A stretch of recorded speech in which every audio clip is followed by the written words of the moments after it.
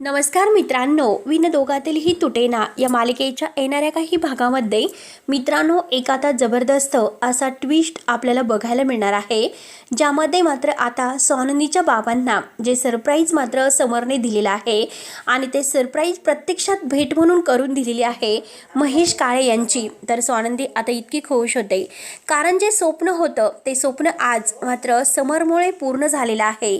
समरने आपल्या बाबांचं लाखात एक असणार स्वप्न आज पूर्ण केलेलं आहे, म्हणून स्वानंदीला खूप असा आनंद झालेला आहे. स्वानंदी आता इतकी खुश होते आणि महेश काळे यांच्याबरोबर भेट झाल्यानंतर स्वानंदीचे बाबाही खुश होतात.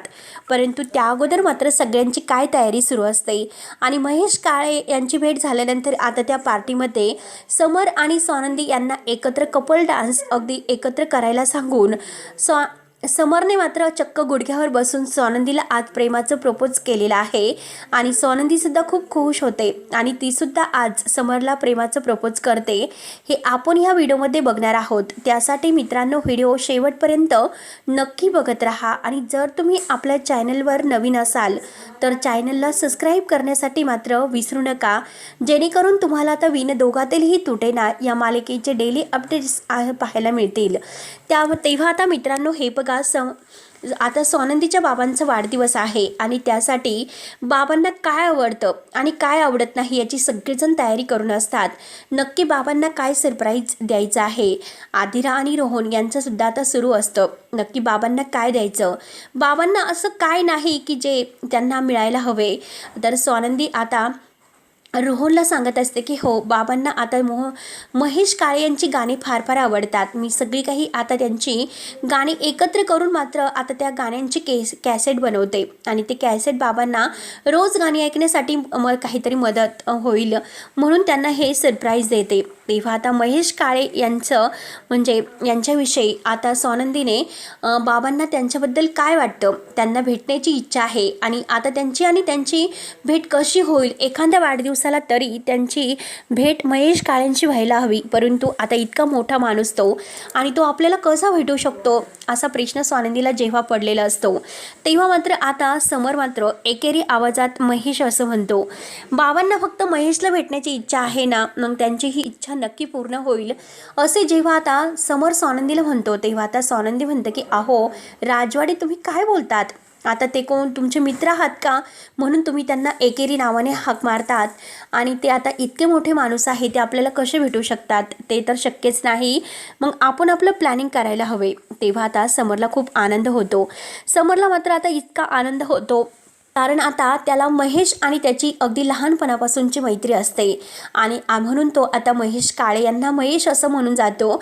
आता घरी आल्यानंतर मात्र आता लगेच समर बाजूला येतो. स्वानंदी तिचं काही आता फ्रेश वगैरे होत असते आणि सगळी तयारी करायला ती आता जी गाणी आहे ती सगळी गाणी मात्र तिने एका बाबांच्या आवडती आहे ना ती गाणी महेश काळे यांची एका नोटबुकवर सगळी काही लिहिलेली आहेत, कारण तिला ते कॅसेट बनवायचे आहे आणि रोहनला सुद्धा आता त्याचं जे गिफ्ट द्यायचं आहे त्याचं सोल्युशन सापडलेलं असतं स्वानंदीमुळे आणि स्वानंदीला सुद्धा आता त्याचं सोल्युशन सापडलेलं असतं की बाबांना काय गिफ्ट द्यायचं आहे ते, म्हणून सगळेजण तयारीला लागतात. तर खूपच खुश असते, तिला इतका आनंद झालेला असतो की कधी मी बाबांना सरप्राईज देईल आणि बाबांना खुश करून मात्र त्यांच्यासाठी काहीतरी करेल, म्हणून तिची लगबग सुरू असते. त्यानंतर आता समरने आनंदला फोन केलेला असतो आणि आनंदला फोन करून तो सर्व काही सांगतो आणि त्याला म्हणतो की अरे हे बघ, स्वानंदीला काय सरप्राईज द्यायचं आहे हे मला समजलेलं आहे आणि त्यात म्हणजे आता रोहनच्या बाबांचा वाढदिवस आहे आणि त्या बाबांच्या वाढदिवसाला असं काहीतरी सरप्राईज मला द्यायचं आहे, त्यांचं स्वप्न एका जावईच्या हक्काने मला ते पूर्ण करायचे आहे. त्यावरती आनंद विचारतो की अरे नक्की काय झाले. तेव्हा आता समर त्याला सर्व काही सांगतो. तेव्हा तो घडलेला प्रकार ऐकून आनंद म्हणतो की अरे हे तर आपल्या म्हणजे स्वप्न तर ते पूर्ण होऊ शकतं, कारण महेश तर आपला लहानपणापासूनचा कॉलेजचा मित्र आहे आणि तो आपल्याला भेटणार नाही असं कधी होईल का. मग आपण स्वानंदीच्या बाबांची आणि त्यांची दोघांची भेट घडून द्यायची आहे. तर समर म्हणतो की हो ठीक आहे, आपल्याला असंच करायचं आहे, कारण महेशची गाणी आहे त्यांना फार फार आवडतात आणि त्यांचं ते एक स्वप्न आहे की कधी मात्र आता त्यांची आणि त्याची भेट होईल. तेव्हा लगेच समर आणि आता हा आनंद तयारीला लागतो. आता लगेच समरने मात्र हा इकडे महेशला फोन केलेला आहे आणि आता महेशला फोन करून त्याने त्याची जी तारीख मोकळी आहे तर म्हणजे आजच आम्हाला म्हणजे एक सरप्राईज द्यायचं आहे आणि तुला तेथे यावं लागेल, सगळं काही ते महेशला सांगतात.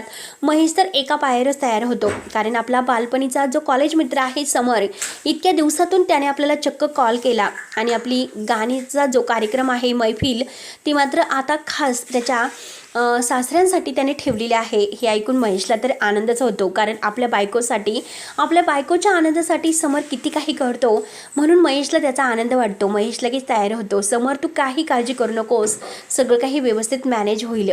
आता हे सगळं काही झाल्यानंतर इकडे स्वानंदीने आता बाबांच्या आवडती जी गाणी आहे तर ती सगळी एका नोटबुकमध्ये लिहिलेली आहे आणि आता समर म्हणतो की ठीक आहे, मी लगेच आता तयारीला लागतो आणि आता मी ठरवलेलं आहे आणि महेश तर तेथे येणारच आहे. आता स्वानंदीला काही कळत नसतं की नक्की आता राजवाड्यांचं काय सुरू आहे.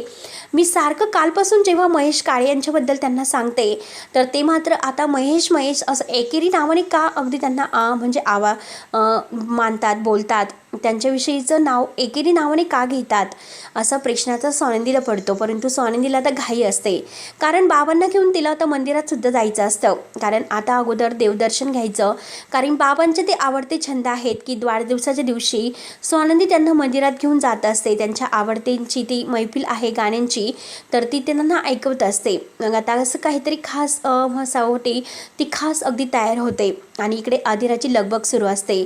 आता इकडे समरने मात्र आदिराला फोन करून सांगितलेलं आहे, अगं हे बघ, बाबांना मात्र आता आपल्याला सरप्राईज द्यायचे आहे आणि बाबांना तू त्याबद्दल सगळं काही समजायचं. तेव्हा आदिरा समरला म्हणते की हे बघ पिंट्या दादा, तू काही काळजी करू नकोस, आता आम्ही तेथे वेळेवर तर पोहोचूच, परंतु आज मात्र बाबांना महेश काळे यांची गाणी का आवडतात त्यांच्याबद्दल सगळं काही मी माहिती मिळवून घेते.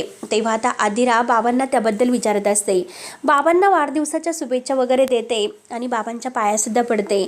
बाबा आज खूप खुश असतात, कारण आदिरा इतकी छान आज गप्पा करत आहे. सगळ्यांना अगदी म्हणजे बाबांची इच्छा काय, अगदी काय त्यांच्या मनामध्ये आहे हे सगळं काही माहिती करून ती घेत असते. त्यानंतर आता सगळेजणांनी यांनी ठरवलेलं आहे की आता बाबांना छान असं सरप्राईज द्यायचं आहे, म्हणून आता स्वानंदी बाबांना घ्यायला आता इकडे येते. तिकडे आल्यानंतर ती बाबांना मात्र आता तेथे केक वगैरे सगळे काही एकत्र येऊन बाबांसाठी छान असा केक आणलेला आहे आणि सगळेजण एकत्र येतात. तोपर्यंत तिकडे आनंद आणि समर हे कामाला लागलेले आहेत. त्यांनी आता असं महेश काळे यांची जी काही मैफिल आहे ती ऑर्गनाईज केलेली आहे आणि आता त्याची तयारी ते करत आहे महेश आणि त्यांची भेटसुद्धा होते. ते दोघं तिकडे आलेले आहेत आणि त्यांना दोघांना आता स्वानंदीला सुद्धा काही न सांगता तिकडे बोलावून घ्यायचे आहे. आणि त्यानंतर मात्र आता इकडे वाढदिवसांचा केक वगैरे कापल्यानंतर आता स्वानंदी समरला फोन लावते आणि तुम्ही कुठे आहात, ती कॅसेट झाली का तयार, कारण मला त्यांना द्यायचे आहे बाबांना गिफ्ट म्हणून.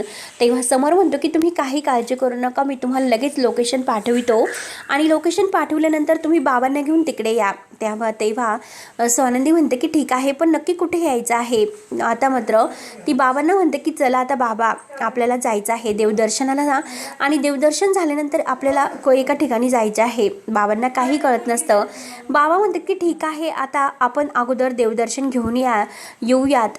आणि आता सगळं काही झाल्यानंतर आता स्वानंदीला मात्र आता समरने फोन केलेला असतो आणि त्या लोकेशनवर आता बाबांना घेऊन तेथे बोलवलेलं आहे. स्वानंदी म्हणते की तुम्ही नक्की असं काय केलेलं आहे की बाबांना तुम्ही काय इकडे बोलावलं. तेव्हा आता समरला काही म्हणजे तो स्वानंदीला सांगायला तयार नसतो.